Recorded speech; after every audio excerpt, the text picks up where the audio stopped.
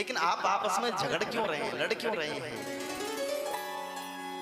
दैत्य बोले कि हमने समुद्र मंथन किया था, उसमें से अमृत निकला है, अब हमारा आपस में झगड़ा इसलिए हो रहा है दैत्यों में और देवताओं में कि पहले अमृत को कौन पिएगा, पहले अमृत किसको मिलना चाहिए।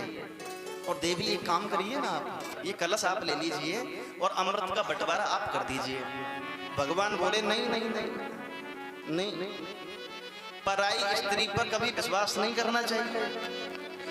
देखिए भगवान कितने चालाक हैं, पहले दैत्यों का विश्वास जीत रहे हैं। भगवान बोले नहीं, पराई स्त्री पर कभी विश्वास नहीं करना चाहिए, मैं तो ये कलश नहीं लूंगी, आप अपने आप ही बंटवारा करो इसका। दैत्य बोले भगवान से कि देवी हमें तो आप पर पूरा भरोसा है, पूर्ण विश्वास है, इस अमृत का बंटवारा आप अपने हाथों से कर दीजिए। तो भगवान ने कलश ले लिया। अब देवता तो समझ रहे हैं, देवता तो प्रसन्न हो गए कि दैत्यों के हाथ से अमृत तो आ गया। तो भगवान ने दैत्यों को और देवताओं को अलग अलग पंगत में बिठा दिया और दैत्यों से कहने लगे भगवान, क्या कह रहे हैं भगवान कि काम करिए, ये जो अमृत है, जो पतला पतला जो अमृत है, पहले मैं देवताओं को पिला देती हूँ, और जो नीचे का जो गाढ़ा गाढ़ा जो अमृत है वो मैं तुमको पिला दूंगी। अब अमृत तो पतला नहीं होता है ना गाढ़ा होता है, वो तो एक जैसा ही होता है। दैत्य बोले जी देवी जी, जी देवी जी, जैसी आपकी इच्छा। अब तो देवता महाराज अमृत पीने लगे, भगवान अमृत पिलाने लगे। लेकिन एक दैत्य को पता चल गया कि ये कोई मोहिनी मोहिनी ना है, ये तो मोहिना है। हाँ, और सूर्य और चंद्रमा के बीच में जाकर के वो दैत्य बैठ गया और जैसे ही भगवान अमृत पिला रहे हैं वो अमृत को पी गया। उन्होंने कहा भगवान ये दैत्य हैं, और भगवान ने अपना चतुर्भुज रूप धारण कर लिया और भगवान ने उस दैत्य का सिर धड़ से अलग कर दिया। तो एक में से दो बन गए, राहु और केतु। राहु और केतु।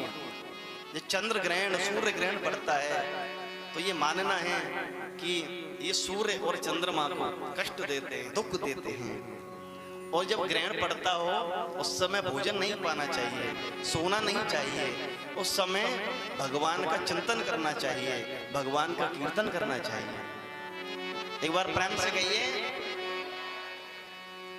अब तो महाराज देवताओं में और दैत्यों में लड़ाई होने लगी, युद्ध छिड़ गया और देवताओं ने दैत्यों को मार दिया, राजा बलि को भी मार दिया। तो शुक्राचार्य जी महाराज ने संजीवनी विद्या से और राजा बलि को पुनः जीवित कर दिया और राजा बलि से कहा कि अगर तुम स्वर्ग पर अपना आधिपत्य चाहते हो, विजय चाहते हो, तो एक काम करो, गौ की सेवा करो, ब्राह्मणों की सेवा करो, संतों की सेवा करो। और राजा बलि ने ऐसा ही किया। संत सेवा करते हैं, गौ सेवा करते हैं, ब्राह्मण सेवा करते हैं और स्वर्ग पर आक्रमण कर दिया, चढ़ाई कर दी और समस्त देवताओं को स्वर्ग से भगा दिया, स्वर्ग पर अपना आधिपत्य कर लिया, अधिकार पा लिया। बोले भक्तवत्सल भगवान की